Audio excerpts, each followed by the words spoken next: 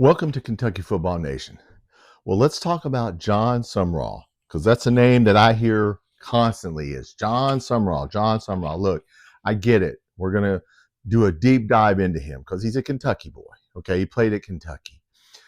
But as I said in my last video, if you just look at his record on the surface and you go, he went 9-5 at Tulane, I don't get it. So I want to do a deeper dive into who is he, what positions has he done, what's his career. So let's go over him. He's 42 years old. Now, he played linebacker at Kentucky 2002, 2004. So I wonder if that would have been Guy Morris, maybe. I don't know which coaches he played for there, but he played 2 years. Then he stayed on at Rich Brooks. It must have been Rich Brooks. Then 2005, 2006, he was a GA for Kentucky. Now, 2007 to 2011, that 4-year period, he went to San Diego, where he coached defensive line. He was a co-defensive coordinator, linebacker coach. So he starts to become a position coach. And evidently he's good at being a position coach, because then he goes to Tulane for 2012 to 2014, where he's co-defensive coordinator, defensive line, and linebacker coach. So he's doing a lot of things here. So then he went to Troy. First time he showed up at Troy was 2015, 2017, where he was linebacker coach, assistant head coach also at Troy. Okay, that's what I didn't know what AHC meant. So yeah, he was assistant head coach, and he was assistant head coach at San Diego. Let me backtrack. So anyway, he starts to get successful.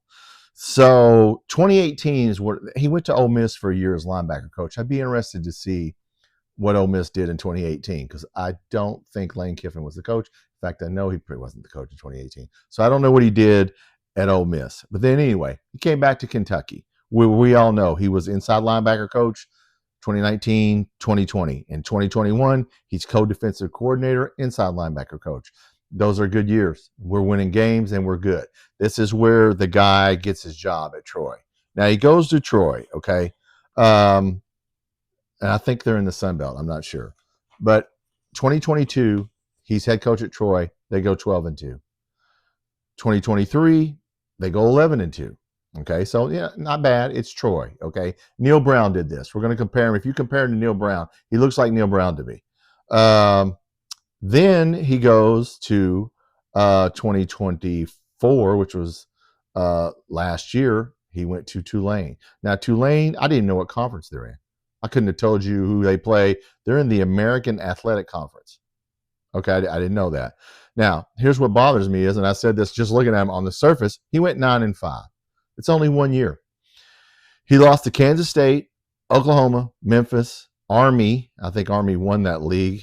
And then they went to a bowl game in Florida, and Florida blew them off the field 33-8. They did beat number 25 Navy. Okay. So if you just go off that 1 year, not impressive to me. Okay. If this was another guy, like this year, they're picked to come in second.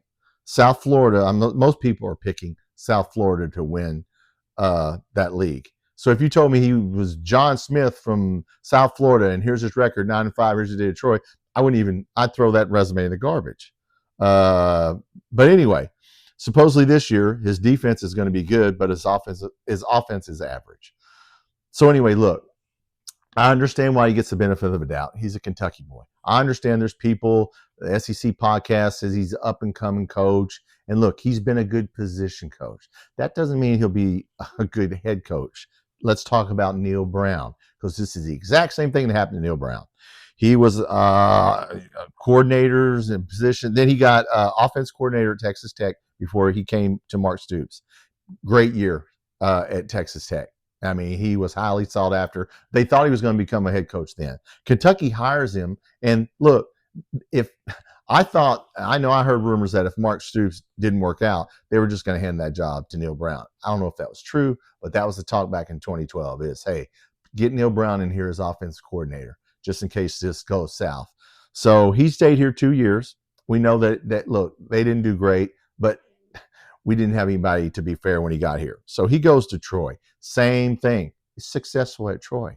So what happens? He gets hired by a big Division I school, West Virginia. He's there 6 years. Okay, he went 37-35, 25-28 in the Big 12 in 6 years. Now he was 9-4 one year, so that's the same record as Jon Sumrall. So if I went, damn, well, he was 9-5, we need to hire him. Well, if you just go off one year, and now he's a special assistant to Steve Sarkisian at Texas, or however you say that guy's last name. So he's a special assistant, but he still in coaching, but he's not head coaching. And he's a Kentucky boy, and he was loved just like Jon Sumrall. So that's why I compare him to him. I'm not saying that would happen, but to me, I don't know what it's going to take more of a resume for you to convince me that he needs to be our head coach. Okay, but let's talk about him. One thing I don't like about him, he's immature, because on the day Vince Merrill, it was tweeted out that Vince Merrill was leaving, this guy gets online and tweets out, go wave or whatever. And I'm thinking, dude, what are we, like 16?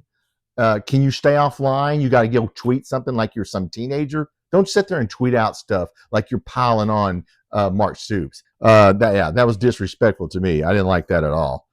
But look, to me, if you look at let's look at their schedule for this year. They're picked second.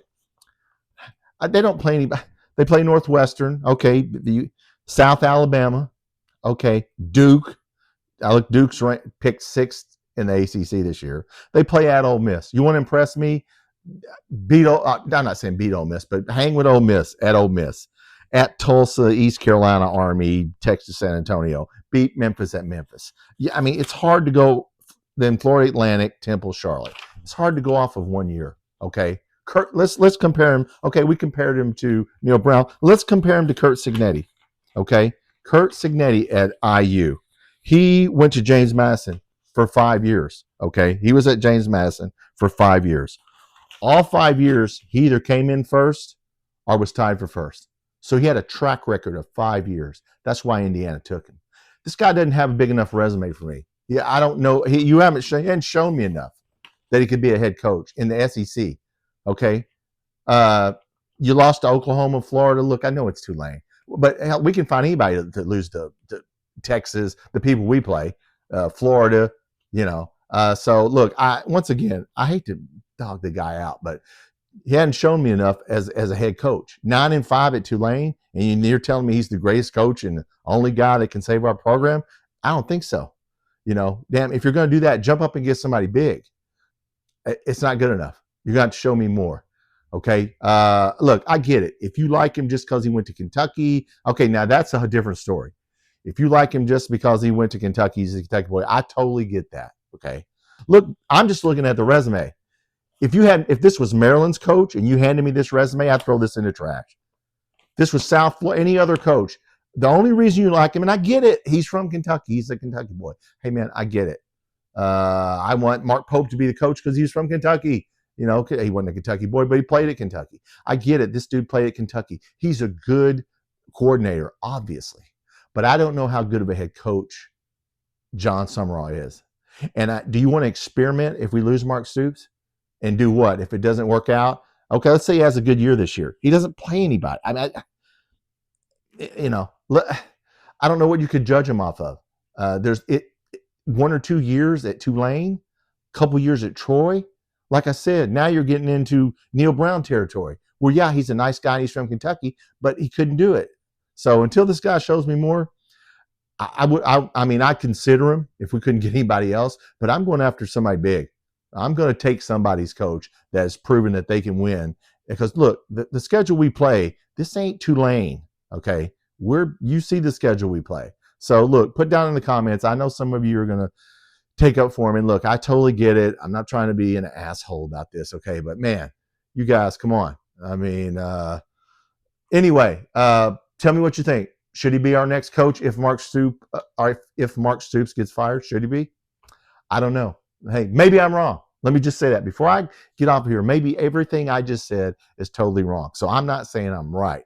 I'm just saying I need to see more. Like, I need to see more of this guy and what he can do. And I just don't know if I can see it at Tulane. I mean, like I said, you played a couple of SEC schools and you lost to them, but you're at Tulane. So I don't expect you to go to Ole Miss and beat Ole Miss with the players you have. So I get that. So look, to be fair, I could be wrong and you guys could be right. What do you think? Put down in the comments.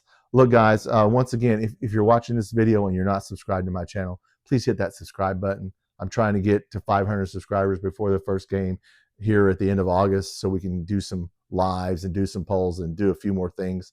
Also, check out the shorts part of my channel. I have a shorts section. I can't say that. Of my channel where we go over players from the 80s and 90s, Mark Higgs, Pookie Jones. We'll do Tim Couch. I got Tim Couch's first touchdown coming up. I got Jared Lorenzen's first touchdown pass coming up. So where I go through and do shorts on players from the past. Listen, guys, I appreciate it. I could be wrong about Jon Sumrall. I'm not saying he's a nice guy, but I didn't like the tweet. Thanks for watching.